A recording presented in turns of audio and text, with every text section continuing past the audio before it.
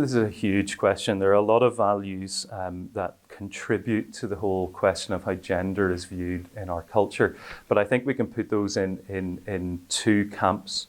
So there's a traditional LGBT campaign group value system, if you like, that has effectively said we are a minority and being as we are is natural for us. So if the old traditional way of thinking is that there are two natural norms, men who dress like men and who behave like men and who are sexually attracted to women, and women who are the opposite of that, these are the two normals and anything else is abnormal.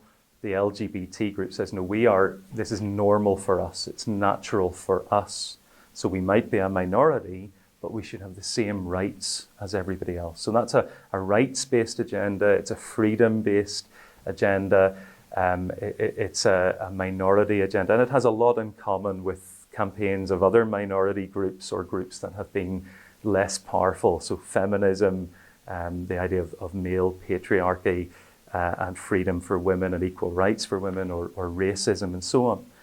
But increasingly, and this is a tension, I think, within the LGBT community, there's another way of thinking which we can call queer theory, which is saying actually part of what it says is this is not really just about my nature, because if it's my nature, I'm really saying I am my body and my hormones and my genes and these my desires come from that, and my identity is intrinsic from my body. But queer theory says no, I choose to be like this. It's my body and it's my choice. And so some people will say, I'm not happy you telling me that I'm just instinctively homosexual or transgender. I believe I'm a free choosing individual. And so this goes along with them with the idea that gender is fluid and there are multiple choices because everybody is different. And so that is still about freedom, but it's also about autonomy. The individual freedom of people is a big value in both of those. But there are these two different worldviews in a sense, one of which is tied to nature and to the body, and one of which is trying to transcend nature and think about the inner self, the inner life, which is bigger than the body. And if the body doesn't correspond to it, then you're still free to choose what you do with your body. So these values kind of play together. Sometimes they're in tension, sometimes they work together. But I think at the heart of it, that idea of autonomy is really important.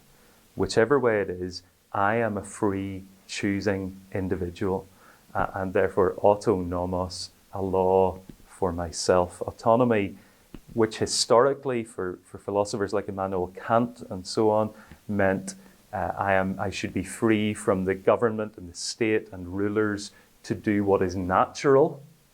And then, of course, LGBT says, but for some of us, natural is this.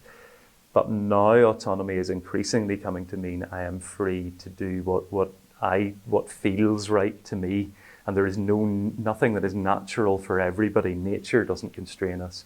We transcend nature.